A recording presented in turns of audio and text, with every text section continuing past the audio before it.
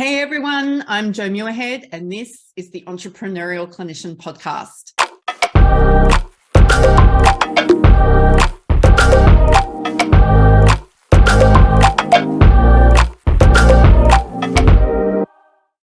You have found the Entrepreneurial Clinician Podcast. I am your host, Jo Muirhead, and I am thrilled today, as anyone who ever hosts a podcast says about any guest they ever have, because we choose our guests on purpose. But this is a guest today that you may not be aware about. She's a bit of a, hidden, best kept secret. But I want to bring her out onto an international stage because Annie has some incredible insights to offer and also has her own history and story around entrepreneurial thinking.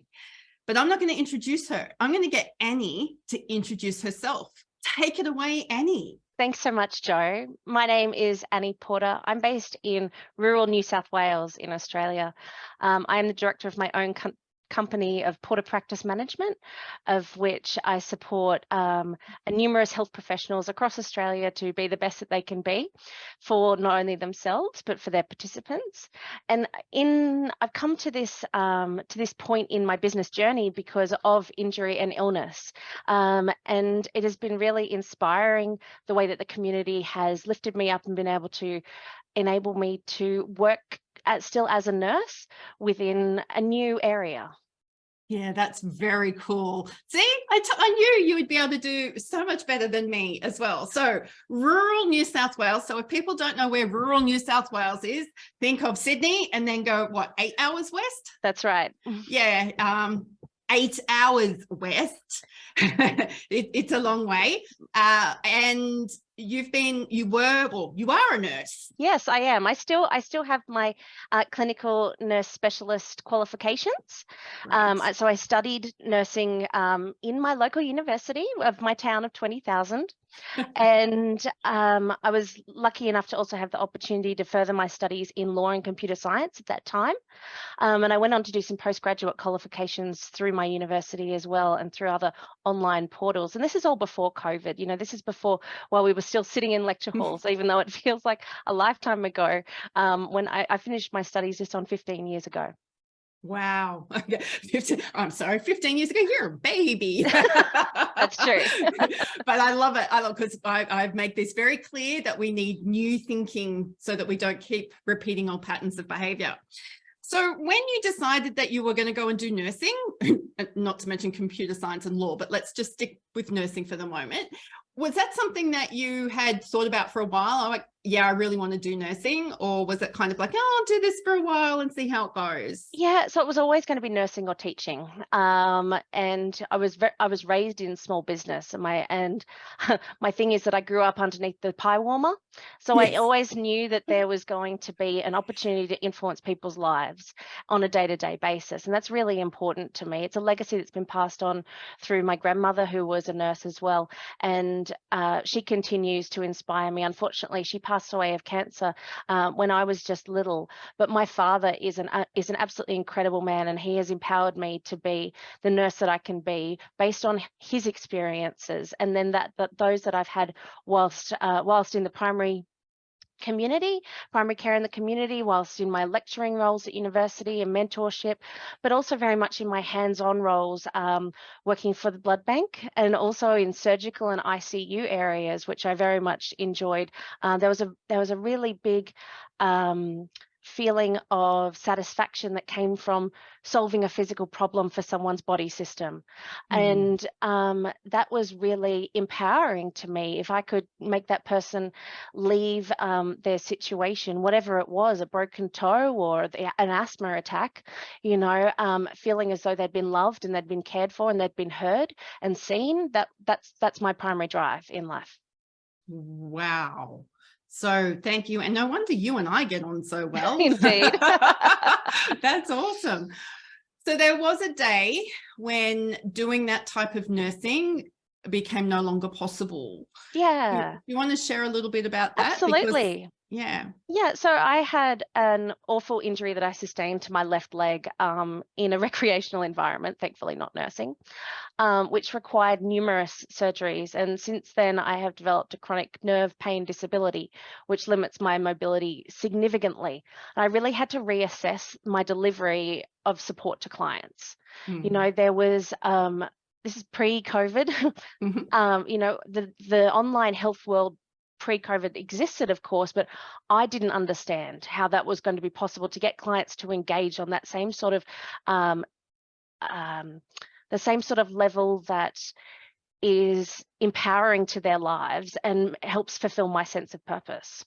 The my mobility being taken away was a pretty huge thing. I was wheelchair bound for a couple of years, and on occasion, I still have to use those assistive devices, but it's certainly, it's opened my eyes up even further to, you know, the lives of some of our participants and the people that we can help, because having a lived understanding, I lived with my mother has multiple chronic conditions, and I'd always lived as a sort of a carer role as well.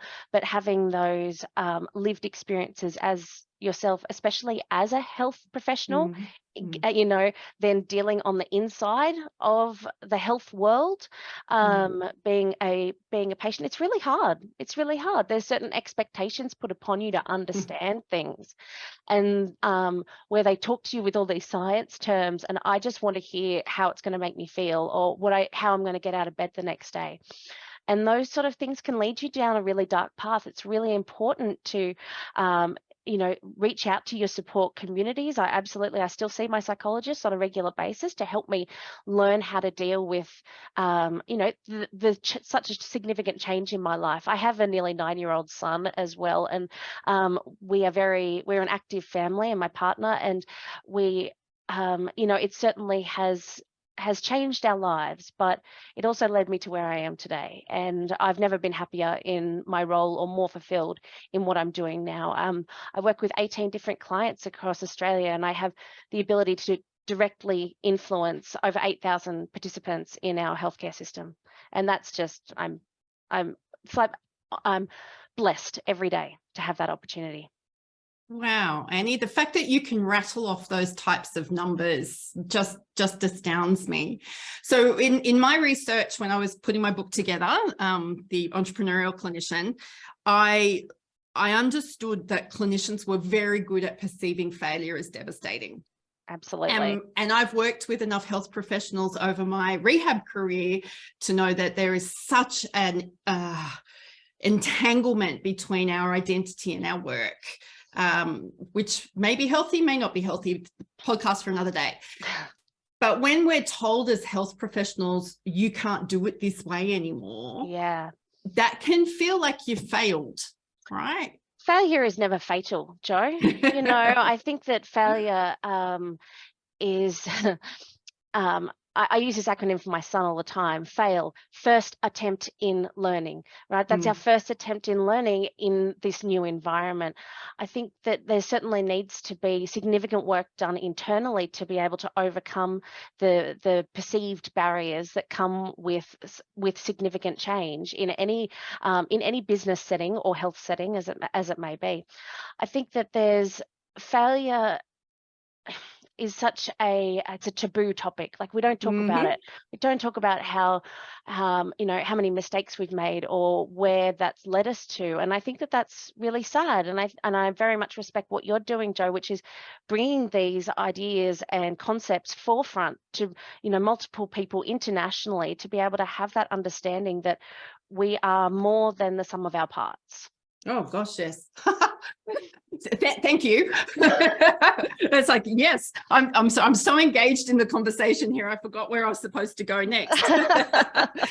So we now know that, well, and one of the things that I often say is, for health professionals, we get so caught up in this sense of failure, and there's a few reasons for that. One is, as health professionals, if we fail on the job, it can have really drastic consequences for Absolutely. someone. Oh gosh, yes. Right? You know, in quite a primary care sense of way, you know, you are responsible for people's lives. Exactly. You know, yeah. Yeah. So we're taught about that from day one. It's like, do no harm, do Correct. no harm, do no harm. Sacrifice yourself to do no harm. Sacrifice your family to do no harm. And I think if we get those messages strongly enough, because I don't know about you, but I worked in hospitals for a long time. And one of the key things that I kept getting told is, if we don't do this, someone will die. That's correct. Absolutely. And it is drilled into you from day one, the first day that you walk on campus for your undergrad, or attend your first TAFE lesson. These things are certainly very present and forefront, and the bureaucracy wants you,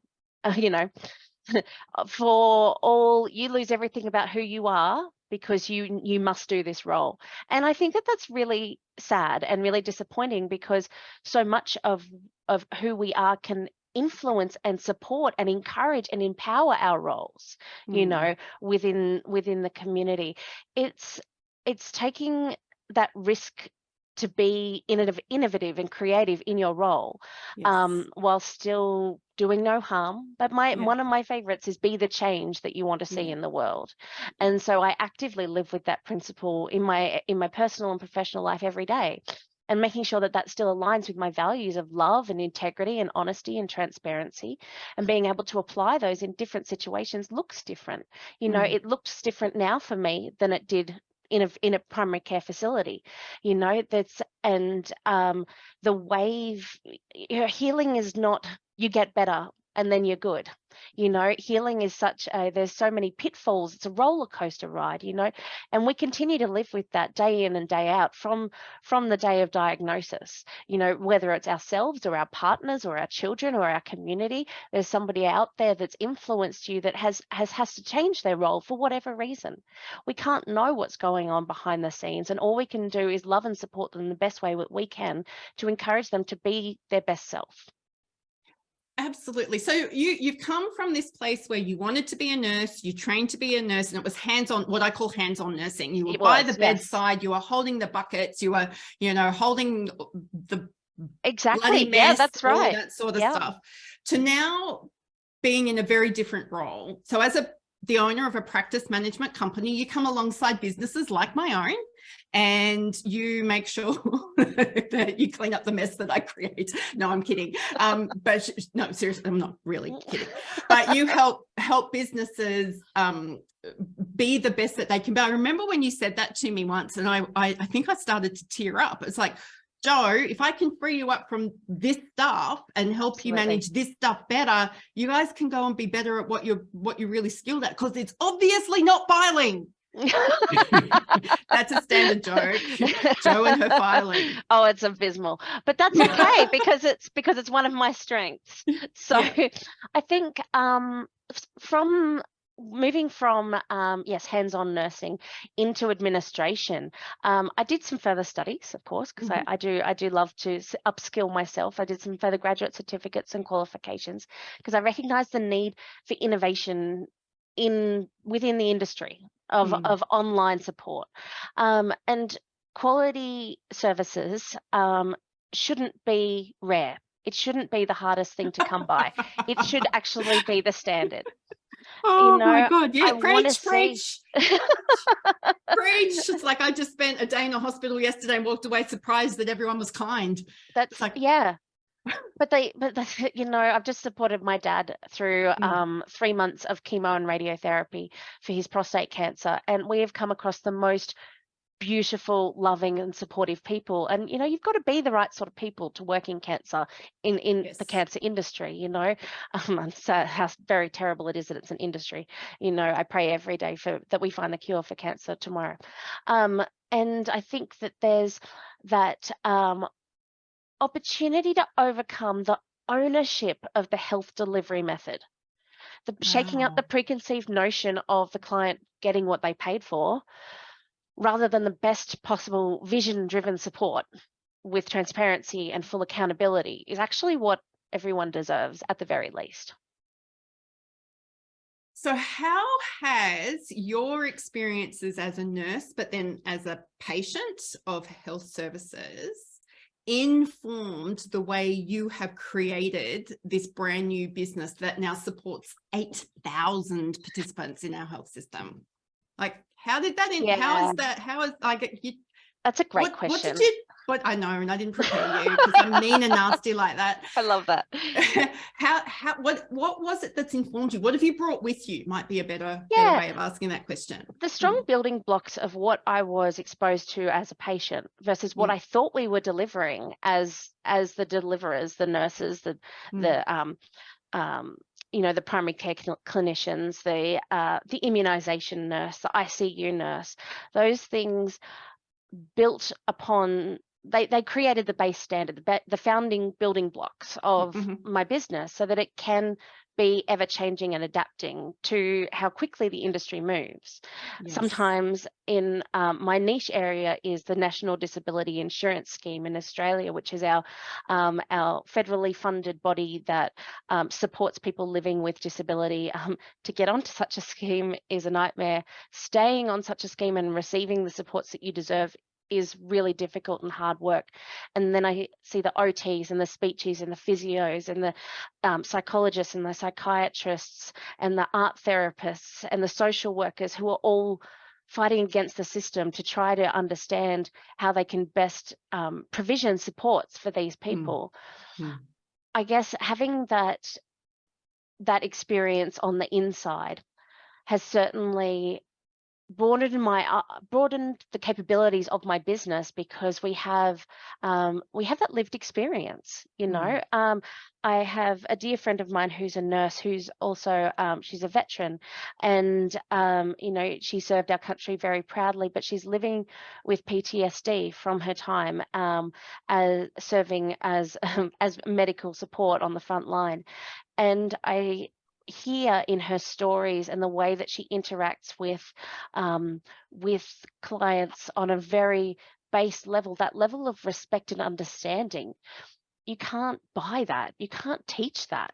That sort of stuff is really, it's inane on who you are. I only work with, with my subcontractors, I work with amazing people. Our visions absolutely have to align in every way to be able to work together.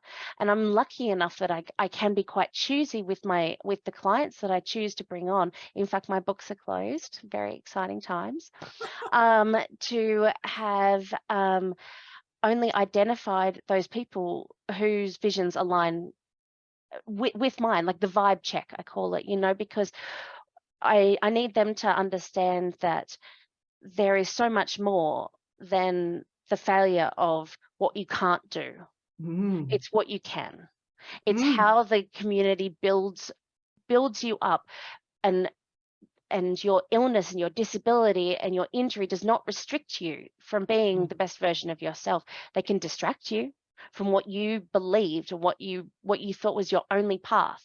But in fact, in my instance, and I hope so much for everybody listening that it's their experience as well, it actually leads you to fulfillment.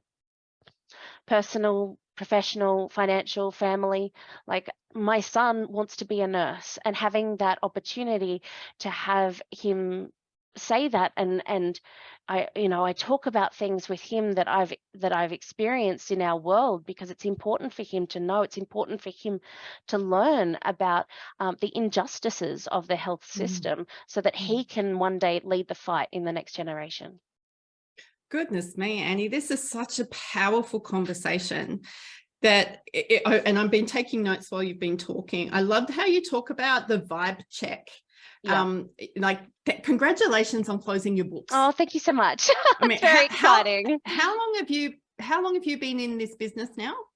It's been 10 months since I opened my business. Yeah, 10 months. You've got subcontractors. You are doing very unique work.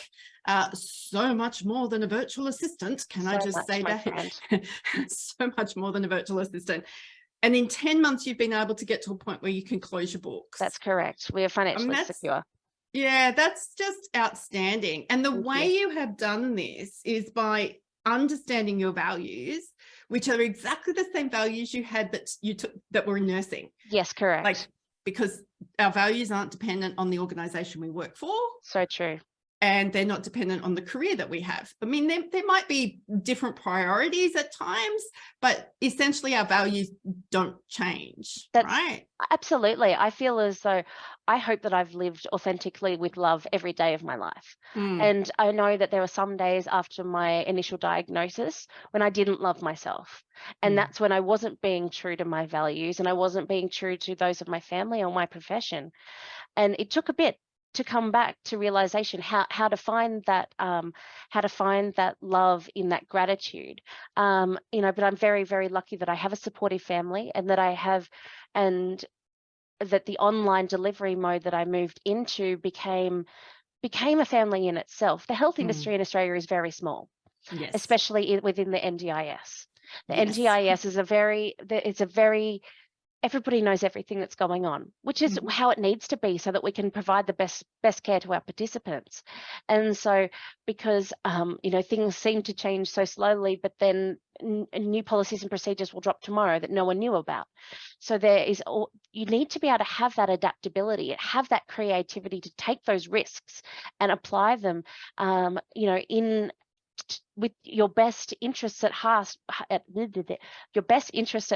and so that you can provide the care that people deserve, whether or not it's rehab counseling, whether or not it's physiotherapy, whether or not it's psychology. And a lot of these industries, and including nursing, we develop this vicarious trauma through what our clients have been through. There are instances where I'm dealing with a participant of a client who has a disease similar to mine, or has been through something similar to mine. Whether or not I choose to share about my experience is certainly a situational conversation, but on many instances, when I choose to be vulnerable, I find that not only does it sort of induce the respect, even though they may not like what you're saying, they still respect that you've said it, but then it empowers both of us. That's incredibly, what an amazing statement. This whole conversation, I've just written it here for myself. This whole conversation, Annie, is causing me to check in with myself. Good. It's causing me to check in with myself around what I perceive my influence to be. Like you mentioned, I'm still struck by the fact that you knew that you were influencing about 8,000 people. Like, you are supporting businesses so that you can, because I know that if I help one person, that one person will take that home to that family. Yes. And then that family will take it to schools and workplaces. And then that community is getting supported. But I know that I can't do enough of what I want to do just as one person, which is why I've chosen to go out to the health professional community and go, wait, I need you to stick around, because 3 years postgraduate is not experience. Correct. And I don't want to be the 80-year-old lady needing the experienced health professional getting it from a new grad. I'm sorry, This is very selfish motivation here. But then it's also watching what health professionals are having to grapple with on a day-by-day basis, but still coming back to the fact that, the systems aren't great. In fact, they're downright unfair and unjust at times. Yes, they are. But what can I do? Where do I have a role here? Not even what can I do to fix it, but do I have a role here? Is there a role here? You've always had a role here. I know, but I'm trying to, do I have a role here? This is where I start. And then it's usually, well, yes, I do. What is that role? And for me right now, it's not clinical work, because I know that's not safe for me. And if it's not safe for me, it's not going to be safe for clients. So I don't provide clinical services, but I can support those who do. I guess identifying those boundaries is really important. And I think that some of your teachings in regards to, preventing burnout and energy activation, those sort of courses that I've done with you myself, and I've brought home those principles personally and professionally, to my family and my business, have been incredibly important. I think we need to continue to have these conversations on a daily basis. We need to continue to be the pop-up that won't go away when you click the little X button. I want to be the spam pop-up that says, listen to yourself, listen to your values, act with authenticity. And doing so, the sky's the limit. That's another great visual. Imagine if we had a pop-up that was, hey, you awesome person, check in with yourself today. because you're doing great work, instead of buy my t-shirt. That's right. Or do you want all the cookies? Says That's she, exactly who still it. doesn't understand what a cookie is, don't want to know either. It's okay. I have an Annie in my world. I don't need to know cookies. All right. So Annie, if there's a person listening, well, for the people listening to this podcast who may be sick or injured and thinking that my life is miserable, I can't be a health professional anymore because I can't do it the way I used to do it, terrified of their future. If there's one thing that you want these people to know right now, what would that be? Trust yourself and take the leap. Wow. The community will support you to reach your goals, and they will inspire your dreams of what is possible within health delivery. Okay, we're going to leave that there. Now, the second most important question, what's your favorite coffee? I'm a double shot soy flat white. Thank you very much, Jo. Excellent. I will put, and I assume we can get these in Armidale? Yes, from the 4 coffee shops. Yes, watch out. That's very cool. Now, Annie, you have told us that your books are closed, but if there are people listening to this episode today who either want to go on a wait list or would like to reach out to you in some way, what's the best way that they can do that? Absolutely. I'm on LinkedIn. My website is currently under development. I've been a little bit busy. But Annie at porterpracticemanagement.com. I think we'll get you in touch with me. I'd love to have a chat about what are your struggles, what are your barriers, what are your boundaries, and how can we work on that together? Even if, I can have that hour with you free of charge to be able to help you re-identify your purpose after injury, illness, disability, or just re-identify that under the mountain of admin work that can come with working in health, then I'd be more than happy to do so. Please email me. I'd love to hear your stories. I'd love to connect with you. And that's Annie at porterpracticemanagement.com. I think that, the more that we continue to talk about these things together, the less taboo it is, the less scary it is. The knowledge that, like this podcast, that there are others that are out there who are trying to help each other as health professionals is just like, it wouldn't exist without you, Jo. So thank you so much for everything you do, because you are an inspiring, internationally acclaimed person, and I'm very, very lucky that I get to call you my friend and colleague. And I think that there is so many opportunities, and I hope that this some of the things that I've discussed today will be able to help someone in need be able to listen in and hear that failure is not fatal. Remember that failing is the first attempt in learning, and having that opportunity, having that innovation, having that creativity spark again, that's what we're looking for. It might take you a week, it might take you 5 years, it might take you 10 years, and that's okay because everyone's journey is individual. But please know that we're out here to help you. That's wonderful, Annie. Thank you so much for agreeing to be on this podcast with me today, and for sharing so openly. Annie's email address will be in the show notes. So if you're sitting there trying to work out her accent, that's okay. We will have spelt it for you. If you've got any questions about this episode, if you want to get to know Annie, she's in the Future Proofing Health Professionals Facebook group. And I know that if you tagged her with a question in that group, she will answer you. She will. I'd love to. She's nodding her head at me going, yeah. Yes, please. So if you want to continue this conversation, not just with me, but also with Annie, get in there, get involved, ask the questions, because it's quite obvious that she's not scared of the questions. Anyway. So until next episode, go be your awesome self. Hey, Jo Muirhead here again. Thank you for watching this episode of The Entrepreneurial Clinician. It has been great to share guests, new information, and new ways of thinking with you. I trust that this episode today has inspired you, and has helped you to reconnect to your sense of purpose as a health professional and a clinician. Before we move on, just want to remind you that these sessions, these episodes, are provided for educational purposes only. Nothing in these episodes is designed to be treatment specific or a specific recommendation about your health, your wellness, or your finances for your situation specifically. If you need assistance in any of these areas, please reach out to an appropriate professional for you to be able to access the help that you need. If you have enjoyed these episodes and would like to see more, please subscribe to the YouTube channel and make sure you leave me a comment below. And I look forward to bringing you more great, inspiring stories where I get to learn just as much as you do. Until next time, go be your awesome self.